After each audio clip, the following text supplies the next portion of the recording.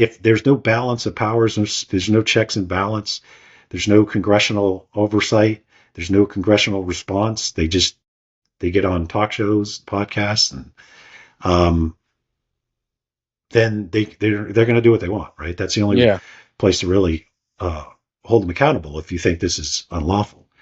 I didn't think it was, but I'm not, international legal expert, but I do clearly think taking a country's natural resources because of what?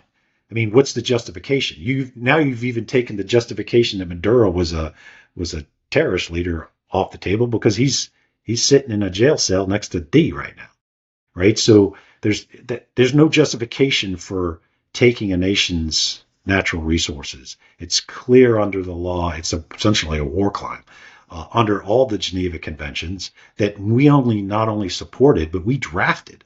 Like most of those things in the UN's early creation after World War II was done by the United States to put us at the pinnacle of the world order. And now we're violating the very things that we didn't want to see happen and that kept us as the leader of the free world, or created us as a leader of the free world. So big time, I think, strategic and policy implications going forward if we do something like physically take the oil. Or maybe they're just being clumsy with the way they're saying it, but I hope that's the case. I mean, forget even international law, because like that seems to be very flexible. Just like you said, we told Congress after it happened. Like even the Gang of Eight, yes. We didn't tell before. And I understand the reason you want to keep it secret and you want it to be a success. Totally understand that. But it looked like the New York Times and Washington Post already had this information, and they elected not. That goes to the whole point of kicking them out of the Pentagon. They still got the information, and they did the right thing. They didn't spill the beans, which would have been horrible. Yeah, I'm with that. I mean, like if you're going to put guys in harm's way, like it's not they're doing, honestly, I mean, this is also a flexible term that they're doing their job and what they're ordered to do.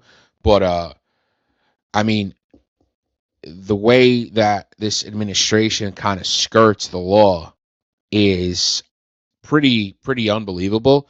And frankly, the way the opposition reacts to it is also unbelievable because they are completely and utterly toothless cowards, gonna be honest. From my own Senator Schumer, Hakeem Jeffries, they are gutless. They have no balls whatsoever. We obviously know the Republicans are going to go whichever way the administration goes, but you're the opposition party. And just to go along with... Republicans should have their own agency too, right? They shouldn't just be... In theory, yeah, you would think. You'd think, Mick. I mean, still question why we even have that branch of government. All they do is pass the NDAA, right?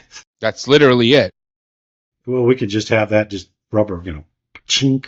Yeah.